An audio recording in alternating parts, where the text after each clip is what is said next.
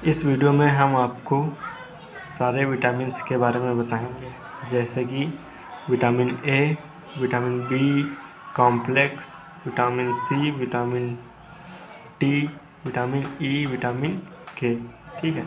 सबसे पहले इनके वैज्ञानिक नाम यानी कि साइंटिफिक नेम। विटामिन ए को रेटिनॉल भी कहते हैं, और विटामिन बी1 को थियामिन, विटामिन बी2 को राइबोफ्लेविन, विटामिन बी6 को पेरिडॉक्सिन, विटामिन बी12 को साइनोकोबिलामिन, विटामिन सी को एस्कॉर्बिक एसिड, विटामिन डी को कैल्सीफेरॉल, विटामिन ई को टोकोफेरॉल, विटामिन के को फिल्लोक्विनोन।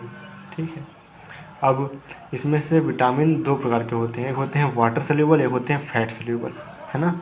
तो हम आपको बताते हैं।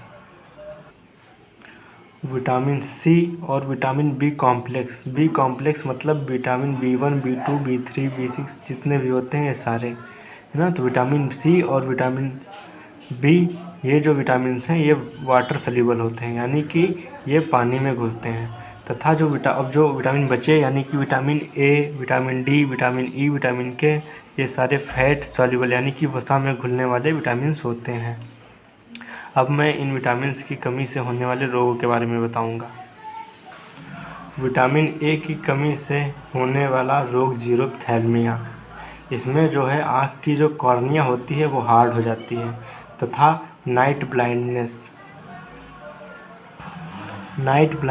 यानी कि रतौंधी, ये रोग हो जाता है। अब हम विटामिन बी की बात करते हैं, विटामिन बी1 की कमी से होने वाले रोग का नाम है बेरी। इस बीमारी में भूख नहीं लगती है, तथा जो हमारी वृद्धि है वो रिटार्ड हो जाती है। अब हम विटामिन बी2 की बात करेंगे। विटामिन बी2 की कमी से होने वाले रोग का नाम है चिलियोसिस। इसमें जो डाइजेस्टिव डिसऑर्डर होते हैं, जैसे कि पाचन का सही से ना होना, या फिर हमारी स्किन पर जलने जैसे ऐसा सेंसेशन होता है ना। और जो लिप्स हैं, मुंह है, इसमें लिप्स के कॉर्नर पर हल्का सा कट जैसा बन जाता है। ठीक है। अब हम विटामिन बी6 यानी कि पेरिडॉक्सिन से होने वाले रोग की बात करेंगे। इससे होने वाले रोग का नाम है कॉन्वुल्सन्स। विटामिन बी12 से होने वाले रोग का नाम है परनीशियस एनीमिया, जिसमें कि आरबीसी जो है वह हीमोग्लोबिन से हट जाती है, या फिर हीमोग्लोबिन की कमी हो जाती है। विटामिन सी से होने वाले रोग का नाम है स्कर्वी। इसमें जो हमारे मसूड़े हैं उनमें से खून बहने लगता है, यानी कि मसूड़े कमज़ोर हो जाते हैं। अब हम विटामिन डी की बात करेंगे। विटामिन डी की कमी से होने वाले रोग का नाम है रिकेट्स में जो बच्चे होते हैं उनके में मतलब बोन की डिफॉर्मिटीज़ कुछ हो जाती है ना। और ऑस्टियोमेल्सिया, इसमें क्या होता है कि जो एडल्ट्स लोग होते हैं उनमें जो बोन है वो हल्की यानी सॉफ्ट हो जाती है, और उनके जॉइंट्स में पेन होता है। अब हम विटामिन ई की कमी से हमारे जो मसल्स हैं उनमें वीकनेस आ जाती है, मस्कुलर वीकनेस। और विटामिन के यानी कि फिल्लोक्विनोन, इसकी कमी से हमारे जो ब्लड क्लॉटिंग होती है, जैसे कि कहीं पर कट लग जाता है तो खून जो बहने लगता है, तो उसको रोकने के लिए ऑटोमेटिक एक ऊपर थक्का जैसा बन जाता है, जिससे कि खून बहना बंद हो जाता है। लेकिन अगर आपके पास विटामिन के की कमी है तो फिर आपका खून बहता रहेगा, और उसको ऑटोमेटिक क्लॉट होने में टाइम ज़्यादा लगेगा। अब हम आपको बताते हैं कि विटामिन के सोर्सेज क्या हैं। जैसे कि विटामिन ए, अगर हम फिश लिवर ऑयल, गाजर, मक्खन और दूध का सेवन करें तो विटामिन ए की कमी पूरी हो जाएगी।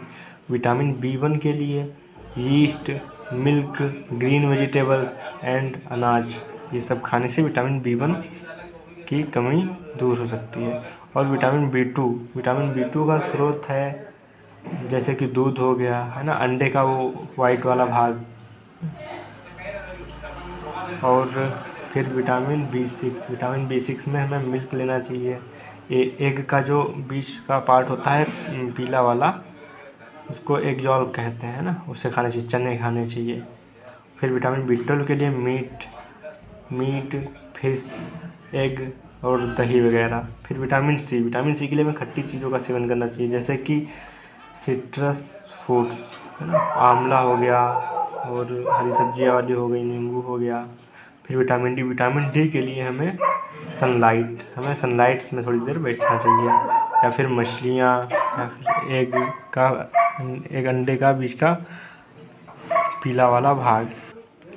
विटामिन ई के लिए हमें vegetable oils like wheat, germ oil, sunflower oil, ये सब खाना चाहिए। और विटामिन के लिए हमें हरी पत्तियों वाली सब्जियां लेना चाहिए, जिससे कि विटामिन के का एक अच्छा स्रोत है। आपके जितने भी क्वेश्चंस हैं वो सारे लगभग इसी में मिल जाएंगे, SSC, नीट या फिर जो भी एग्ज़ाम्स हैं। Thank you.